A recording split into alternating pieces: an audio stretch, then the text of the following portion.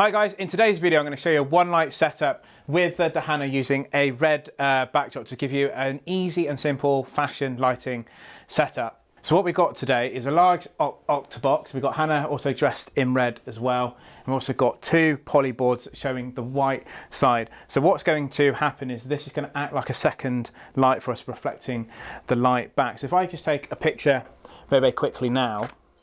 So with this large light source, it's giving a nice wrap around Hannah, so it gives a bit of a Rembrandt look. But what this is doing is filling in that shadow down this side. So we're getting a really nice soft look to these images. It's also helping lift off the sequins from this outfit too. But if we also just take a few more shots and Hannah's posing away, do you notice we don't get a single shadow appearing behind Hannah as well? Because what's happening is, as this light source is so large, it's actually illuminating the red backdrop as well as reflecting onto here, and this is also illuminating the red backdrop. So we're actually getting quite an even tone of red in our backdrop, which you won't get with a smaller light source, which I'm going to be showing you next. Now, if we do want to be doing any close-up shots, obviously I'd normally recommend a 24 to 70 or 70 to 200, just keep around the 70mm mark. But as John isn't filming this one, I am. I'm having to use a backup lens just to do these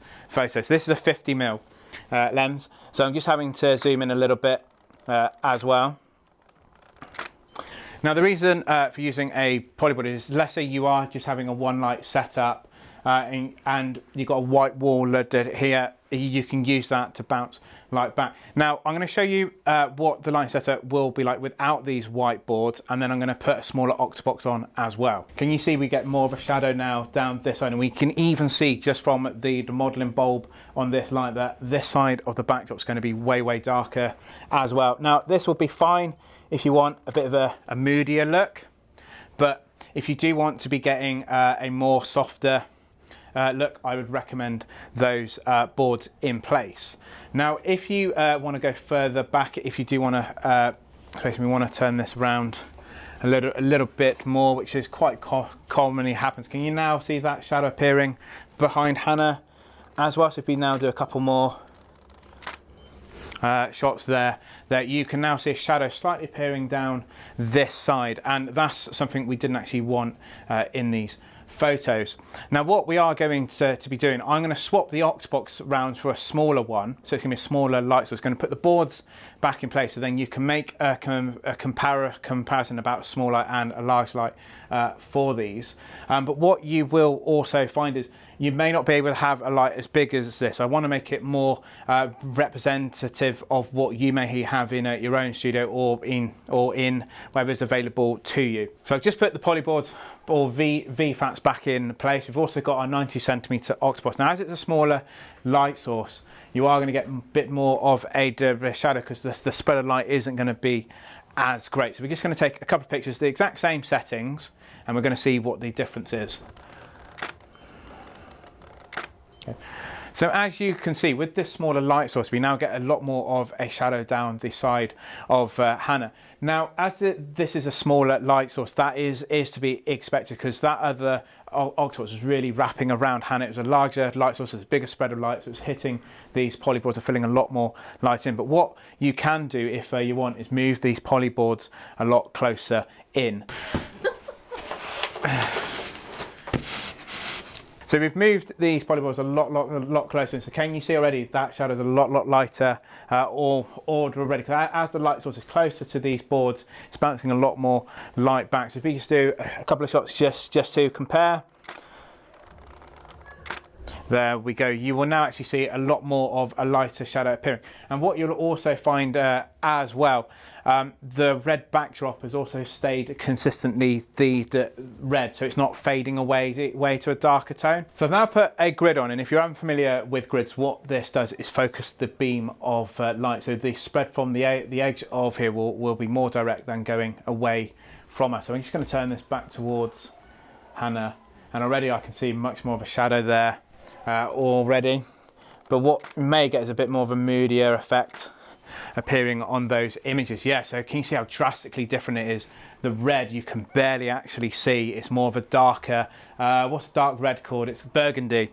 It's more of a burgundy colour.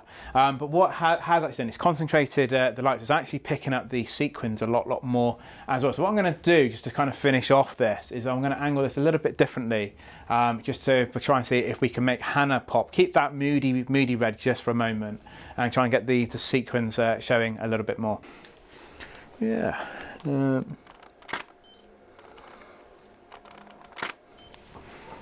So what I've done, we had the previous light on about a 45-degree angle. It's more of a 60-70 degree angle, so it's just off somewhere between there. And what's actually happened is, as we've directed the light more towards Hannah directly, it's also illuminated the red backdrop a little bit more as well. Now we've still got quite a strong shadow here, but I don't actually mind, because what's happening, having this more direct as well towards Hannah, the sequins have lifted off a lot more too. So if I just do a couple of photos just to also show you this effect. There we go. Let's just do one more. Perfect. Yeah, so the more shape Hannah was actually giving, can you actually see it glistens off those sequins just a little bit more and gives a little bit more wow to the photo of the two, the more they're actually shining. So what is also apparent is, as this is now more direct at Hannah, it's not hitting this as much, so there is a stronger shadow. So if we did want to turn it more feathered, so it's more coming across, I'm going to have to slightly shoot under this as well.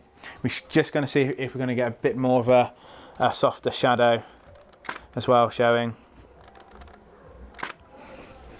There we go. Now you do get a softer shadow, but can you see the backdrop has now gone in even darker red? So if you do put a grid on and you're going to focus the light more compared to how we started it with a big large softbox, just bear in mind what the spread of light will actually be. Now the only other way to combat this is quite an easy one, is if we push Hannah back and we move this light forward too. So Hannah, if you want to go a couple of spaces back, I'm going to bring this forward. Try not to run over every single cable in this studio making this video. So we just move the Octobox much further forward. Again, you can still get this with the larger softbox. It will just give you a very similar result. But as we are also closer, you may get a bit more of a shadow behind Hannah too as well, but you also, that red's going to pop off a little bit more. Now what this will look very similar to is our Valentine's Day shoot we did a couple of months ago. But don't be afraid to experiment using this of one light, bending it there. I'm just going to point it more towards and across Hannah to try and get a bit more reflection off of the white polyboards here, and you see what we get there. And we can look at those results, and we get an even darker red. Can you actually see we just get a hint of red at the top here, and the rest of it's faded away to black. It's near enough black there. So we're just going to turn a little bit more towards. You see what just turning a couple of degrees will actually do. And what it will actually show is that red will actually come more in. So what you've got to try and find is a nice balance between where it's going to hit the backdrop, hit the board as well as Hannah, and try and see what it can do. Now if I do take this grid off, I will just finally show you just to prove what this will be like with the red backdrop as well without the grid. Now then, the other thing to point out, I've just taken the grid off, is when you put grids on, you do get a slightly under exposure by about half a stop to a stop. So you can compensate that by turning the light up, which I did. I've just had to turn it back down but here. So we're just going to angle it again there. And what you should actually find is you get a similar effect on that red backdrop, but you may get a bit of a hotter spot. You may even get a little drop shadow behind Hannah somewhere there just because of this angle, but it'll be a very soft one. So you really got to think about the distance of your light to the model and the backdrop. Now I hope you have enjoyed that. Thank you so much for watching. Please like and subscribe, and I'll see you all in the next video.